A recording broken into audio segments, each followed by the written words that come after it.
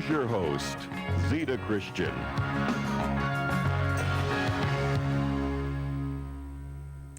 Hi everyone, welcome to Page 1. I'm Zita Christian. Tonight I have two guests. One of them is a law enforcement officer for over 20 years. The other is a 6th grade English teacher who is also a published author. And together they have written a workbook about internet safety. This book is for children and for parents. Now this book is not yet finished, but the subject is so important, I wanted to have them on the show now to talk about it, and we'll have them back later when the book is out. So join me in welcoming first Scott Driscoll. Scott, thanks very much for being on the show tonight. My pleasure. And Laurie, thank you very, very much for being on the show and for arranging to have Scott join us. I know several people might know you also as a crew member on Page 1 and Full Bloom, and they might have seen you here on the show as a guest to talk about the Charter Oak Romance Writers and also to talk about your own book, Finding Atticus, which is being used as a curriculum in the 6th grade. Mm-hmm. Wonderful. I am so pleased that you're both here. And I mention all of that to show that you have interesting credentials. And I love the way that they have combined, Laurie, your work in the classroom, and Scott, your work for more than 20 years in law enforcement. So, Scott, let me start with you here. How did you meet Laurie? I mean, I've known Laurie for a couple of decades, but how did you meet her? Through the school that Laurie works at, I teach the drug education program, and met her a couple times, and we just became friends at that point. And we have a pretty good relationship. We kind of zing each other every once in a while, but we've become friends over the years. Yeah. And I've always had a lot of respect for what she does and the relationship that she has with the kids, and how she has a rapport with the kids. Always had my respect. She does. Now, Laurie, if I remember correctly, when Scott was teaching we're talking about the DARE program, is that correct? Correct. What was it that you did to enhance the student learning about that DARE program? Well, I felt like there were things that they were doing in the science classroom with DARE that could be complemented by activities in the English classroom, particularly theater activities that would be an extension of what they were doing in the DARE program, the lessons that they were trying to teach. So as part of my master's program, I created a curriculum that could go with the original DARE program. It has changed a little bit since then. And is that then what gave you the idea to do some kind of extra program when it came to internet safety? Is that a good correlation? Actually, this is Scott's baby, and I kind of jumped on board with Scott. This was his idea. All right, so Scott, let me ask you, how did all this start? What gave you the idea to teach this course on internet safety, not just for children, but for adults as well? Well, I was been lucky enough in my law enforcement career to be assigned to a couple task force. Mm-hmm. And through those task force, had some great investigations where we were going after the predators, people that were going after our children. And one thing that I realized I was missing was the education aspect.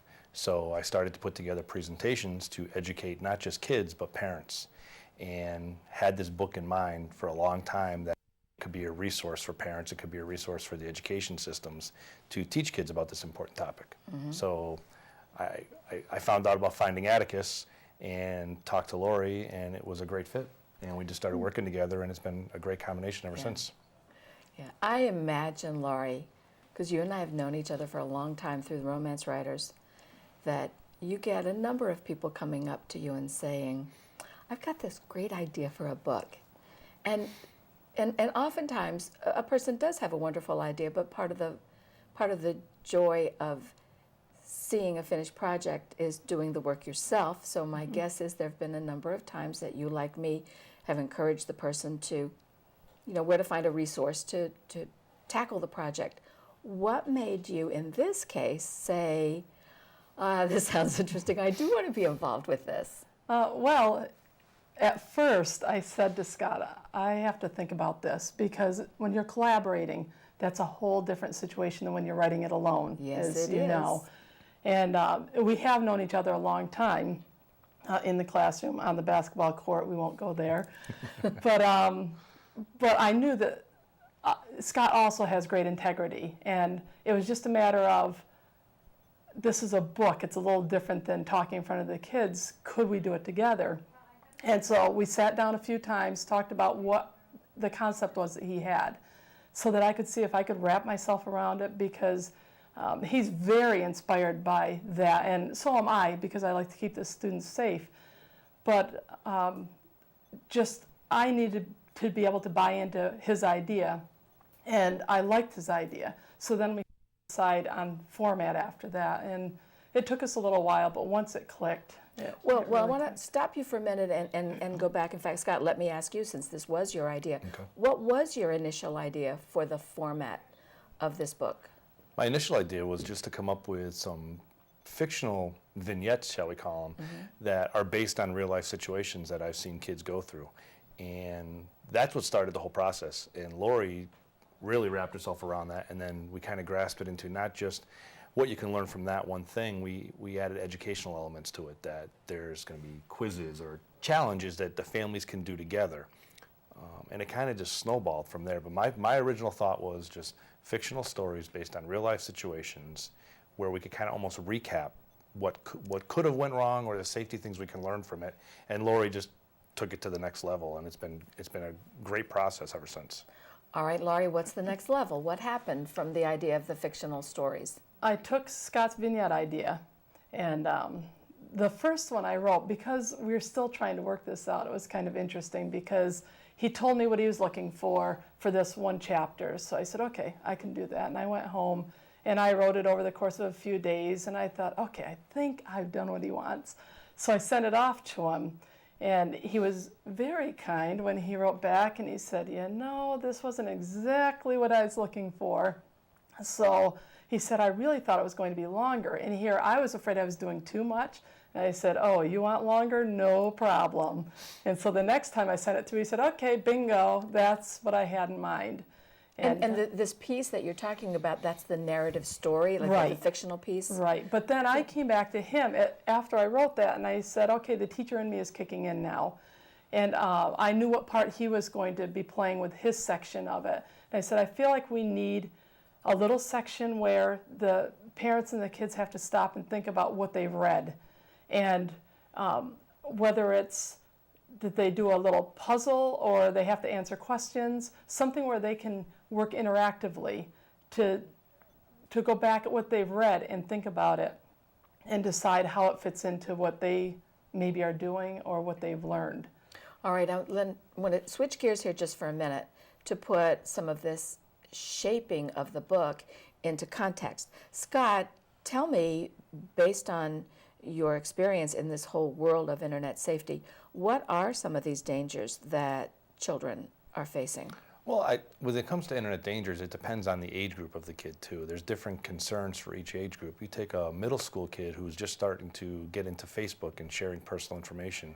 They're opening up their doors and their lives to strangers. The high school kids are doing things that could come back to haunt them with education, colleges, employment. Oh. They're not thinking that there's permanent records of what they're doing, and when someone posts something on the internet, it stays permanent. So there's different levels of safety depending on the age group of the child.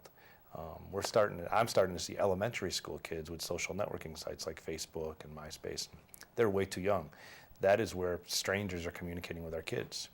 As the kids get older, they get a little more brave with what they share on there and some of the pictures they're sharing or videos they're posting. Employers and colleges and scholarship boards are going to be able to look at that sooner or later, and it's going to weigh their decisions. All right, so on one hand, you've got little kids who are vulnerable because they're ignorant of this world, Yep. the world of the internet. And then you get the kids who are brave, foolishly brave maybe.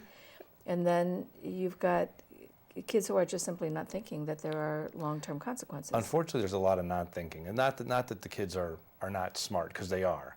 They're just not thinking there's long-term consequences. And as a kid, do we really think about long-term consequences? I know I didn't when I was a kid, but there's also not a permanent record of everything I did when I was a kid, where if you put it on the internet now, it's permanent. All right, there's a difference here, though. On one hand, something like that, something like the student, the high school junior or senior who's writing about being wasted over the weekend, it's showing just stupidity.